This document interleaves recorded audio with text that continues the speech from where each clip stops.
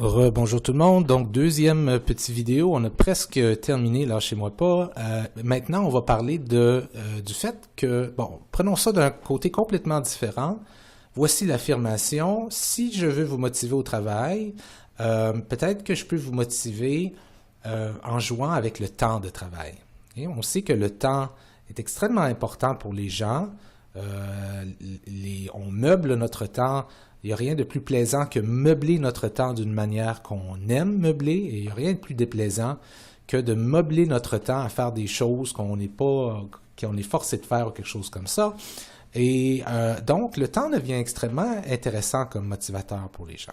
Donc ici, ce qu'on veut, c'est un petit peu rencontrer les besoins des employés, puis promouvoir la satisfaction au travail en jouant avec le temps.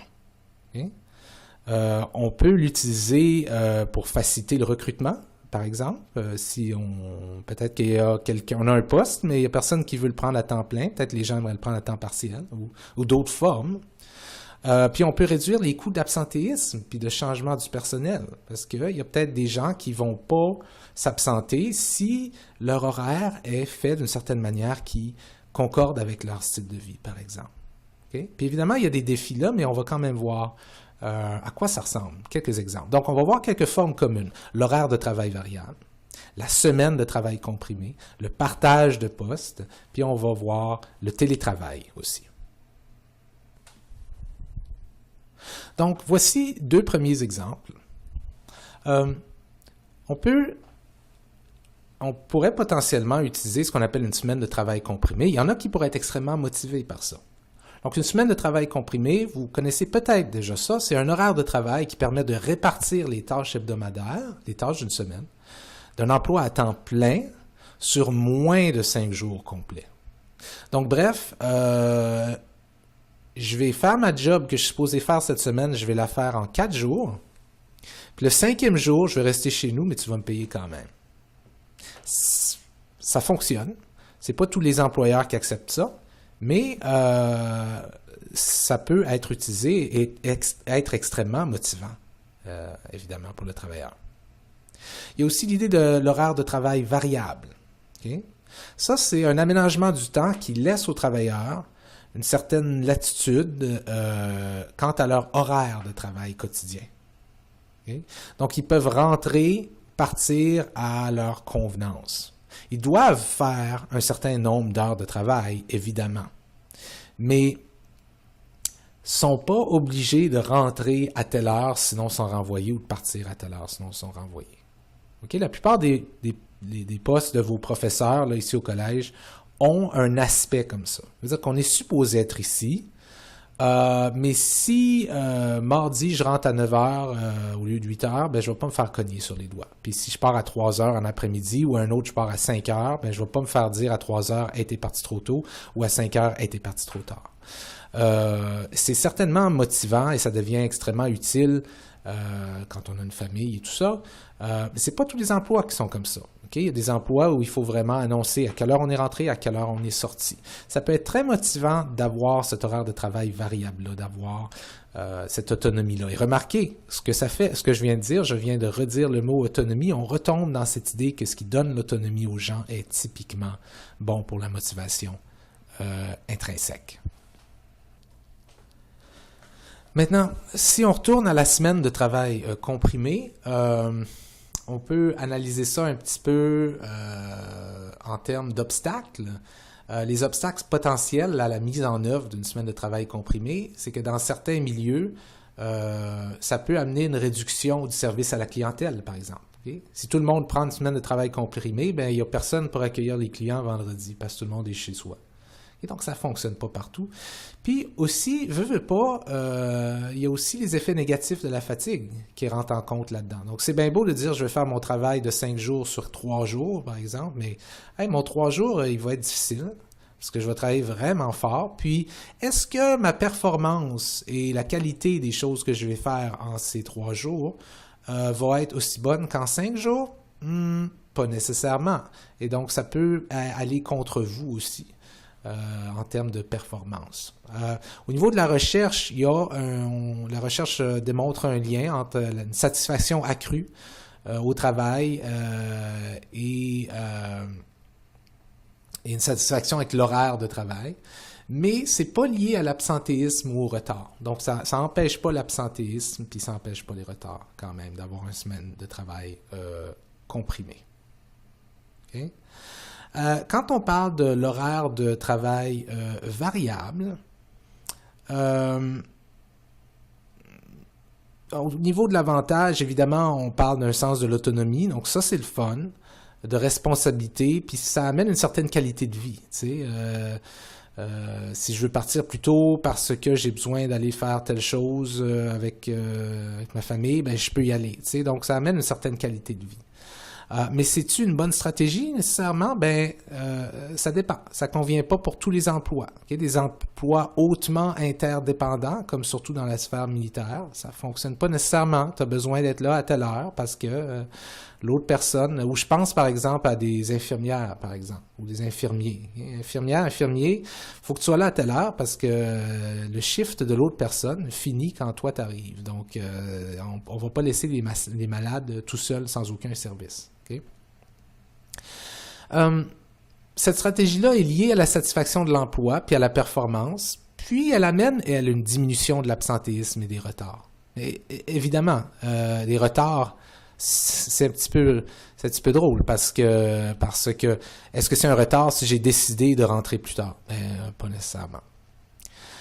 Au niveau des résultats de recherche, on trouve que les employés préfèrent l'horaire de travail variable, comparativement à celui d'un horaire fixe, que c'est relié à des attitudes de travail plus positives, puis que ça a un effet positif sur la productivité, puis la satisfaction au travail, puis leur satisfaction à l'horaire de travail.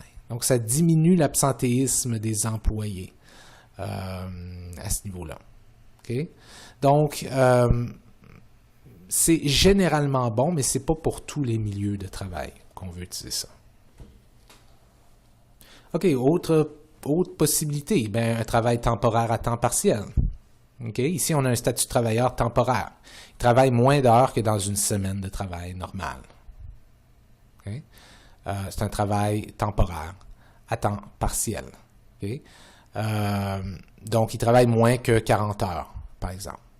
Ben, ici, on parle de travailleurs qui sont facilement libérés ou facilement renvoyés. Donc, c'est plus facile, si on veut, dans certains cas problématiques.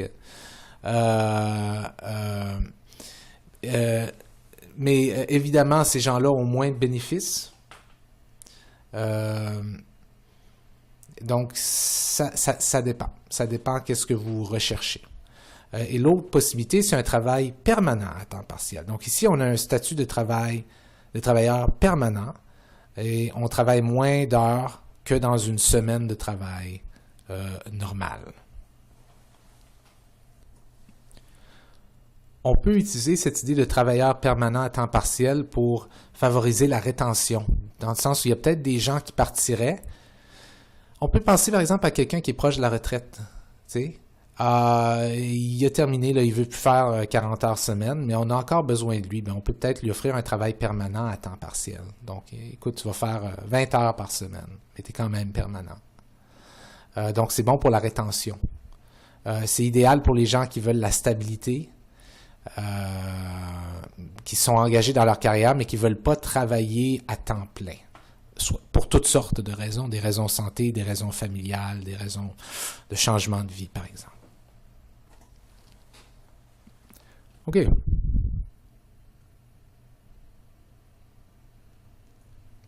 Autre possibilité, le partage de postes. Ici, ce qu'on a, c'est une répartition de la totalité des tâches d'un poste à temps plein entre 2 travailleurs ou plus, selon des horaires convenus entre eux et avec l'employeur. Donc, on se partage un poste. Évidemment, vous pouvez prévoir ce qui vient, des problèmes susceptibles de communication entre les titulaires, puis l'évaluation des performances. Okay? Moi, je fais bien ma partie, toi, tu fais mal ta partie, ou bien tu m'as pas dit que tu rentrais, c'est supposé être moi qui rentre, donc il y a des potentiels de problèmes. Au niveau des résultats de recherche, les résultats suggèrent que le partage de postes réduit les coûts, évidemment, parce que tu as 2 personnes, si on veut, qui sont à temps partiel, sauve des emplois, évite des licenciements, évite des gens qui vont se faire renvoyer ou mettre à la porte, et permet aux organisations de retenir les travailleurs qualifiés. Mais ça peut entraîner des problèmes de coordination. si la communication n'est pas suffisante. Puis, les partageurs de postes doivent faire un effort vraiment important pour bien communiquer les uns avec les autres, justement, ainsi qu'avec les superviseurs. Autre possibilité, le télétravail, travail à distance, à la maison ou ailleurs. Et ça, c'est relié à l'organisation grâce aux technologies de l'information et de communication. En d'autres mots, c'est parce qu'on a l'Internet qu'on peut faire ça. Que disent les recherches là-dessus? Bien, ça a un effet faible, mais positif sur l'autonomie perçue. Et une diminution des conflits travail-famille, évidemment, parce que je peux travailler chez nous, c'est plus facile. Okay? Ça a un effet positif sur comment satisfait on est au travail, puis sur le rendement au travail. Et ça emmène généralement une diminution du stress et des intentions de rotation, donc de changer de travail, par exemple. Il ne semble pas avoir d'effet néfaste sur la qualité des relations de travail ou les perspectives de carrière à ce niveau-là. Et il y a une plus grande fréquence de télétravail. Une plus grande fréquence de travail est associée à une plus grande réduction de conciliation travail-famille, des conflits, de stress, et ainsi de suite. Donc, c'est bon pour la conciliation travail-famille, c'est bon pour réduire les conflits et le stress. Et ces effets principaux-là sont principalement dus à une augmentation de l'autonomie perçue. Encore une fois, c'est bon de ressentir qu'on a l'autonomie. Il y a plusieurs problèmes potentiels avec le télétravail auxquels on peut penser. Les conséquences négatives peuvent apparaître en raison d'un manque de communication informelle, par exemple. Si je communique jamais avec la base, avec mon patron, puis je reste chez nous, puis je travaille, c'est problématique. Ça peut avoir un effet négatif sur les relations avec les collègues aussi. C'est une chose travailler au bureau où c'est calme, c'en est une autre travailler à la maison où il y a toutes sortes de distractions. Ça peut faire en sorte que certaines personnes se sentent isolées ou même surmenées avec toutes les autres choses qu'ils ont à faire à la maison. Il y en a qui peuvent trouver ça difficile par rapport à la confiance puis au contrôle. Est-ce qu'ils se sentent assez en contrôle? Est-ce qu'on peut faire confiance? Par exemple, est-ce qu'un employeur peut faire confiance à son employé à rester à la maison ou est-ce que celui-là va juste rester sur Netflix toute la journée à ne pas travailler, par exemple? Ça peut pas être approprié pour toutes les organisations, les emplois, tous les salariés. Puis, c'est sûr que ça nécessite une planification minutieuse, puis des directives très claires. Il faut qu'on soit autorégulé, il faut qu'on soit en contrôle de nos comportements et tout ça, parce qu'on peut très facilement, justement, glisser dans « je vais aller voir ce qu'il y a dans le frigo, je vais juste regarder la télé quelques minutes, puis finalement, on a gaspillé notre après-midi. » All right. Dernier truc, le partage du travail. Ça, c'est réduire le nombre d'heures travaillées par les employés, afin d'éviter les mises à pied quand il y a une réduction dans les activités normales de l'entreprise. Donc, regarde, notre entreprise va mal. Ben, au lieu de tout vous renvoyer, ce qu'on va faire, c'est que on va réduire le nombre d'heures travaillées par tout le monde.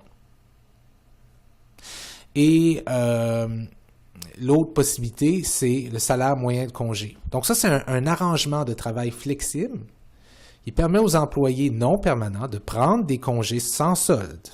Sans solde, entre 5 semaines et 3 mois, à l'intérieur d'une période d'un an, puis continuer à recevoir un salaire au prorata durant la période d'un an couverte par le salaire moyen de congé. Donc, on peut parfois faire des arrangements. Par exemple, si vous travaillez à temps plein pendant 11 mois, puis prenez le 12e mois de congé, vous serez payé à 91,16% de votre salaire pour tous les 12 mois. OK? C'est disponible, ça, pour les employés du ministère de la Défense nationale civile depuis 1999, par exemple. Donc, ça peut être une bonne façon de faire ça. Donc, ça, ce sont différentes façons d'aménager le temps de travail et qui peuvent avoir un impact sur la motivation, dépendant ce dont on a besoin en termes d'horaire, si on veut.